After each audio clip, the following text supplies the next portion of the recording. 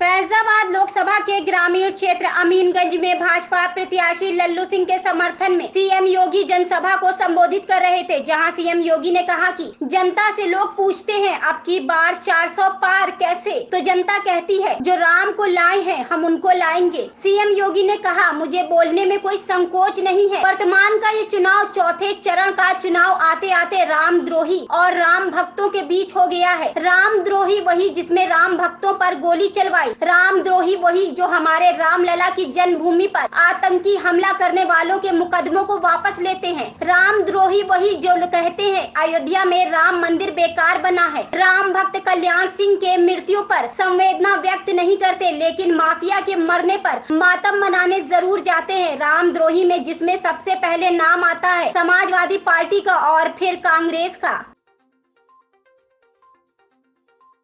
ही नारा गूंज रहा है, एक ही उद्घोष हो रहा है और वह नारा है कि फिर एक बार, फिर एक बार, फिर एक बार और अब की बार, अब की बार, अब की बार। और जब लोग बोलते हैं कि 400 पार कैसे, तो जनता जनार्दन कह देती है जो राम को लाए हैं, जो राम को लाए हैं। थोड़ा जोर से बोलिए भाई, आपकी आवाज तो पूरे देश के अंदर सुननी चाहिए लोगों को। अयोध्या की आवाज इतनी दबी नहीं होनी चाहिए। पूरी दुनिया तो अयोध्या आ रही इस समय, और इसलिए इतने जोर से बोले जो राम को लाए हैं, जो राम को लाए हैं। बहनों और भाइयों, मुझे बोलने में कोई संकोच नहीं कि वर्तमान का यह चुनाव चौथे चरण आते आते पूरे देश के अंदर रामद्रोही और राम भक्तों के बीच में बंट गया है।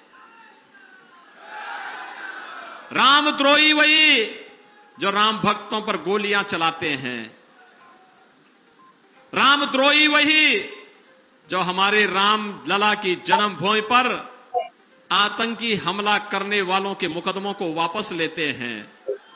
देश के अंदर आतंकवाद और नक्सलवाद की जड़ है। रामद्रोही वही जो भारत का विकास नहीं चाहते, रामद्रोही वही जो विकास के कार्यों में जगह जगह बैरियर बनते हैं, और रामद्रोही वही जो गरीब के हक पर डकैती डालते हैं। और बहनों और भाइयों, इसमें सबसे पहला नाम आता है समाजवादी पार्टी का और फिर साथ साथ कांग्रेस का।